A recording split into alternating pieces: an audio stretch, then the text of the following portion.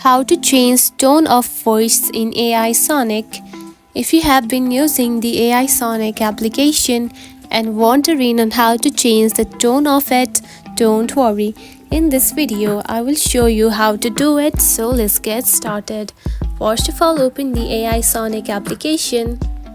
Just like this. After opening it, you will find something like this on your home screen. Now to change the tone, simply add the title that you would like to generate right here, then add the length just like this, and you can simply choose your language as well.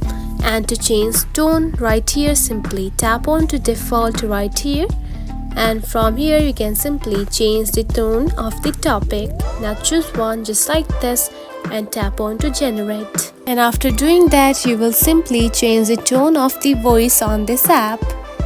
It is a very easy process, right? Now do the same process to change into another tones. If you found this video helpful, don't forget to like and subscribe for more tips. Thanks for watching.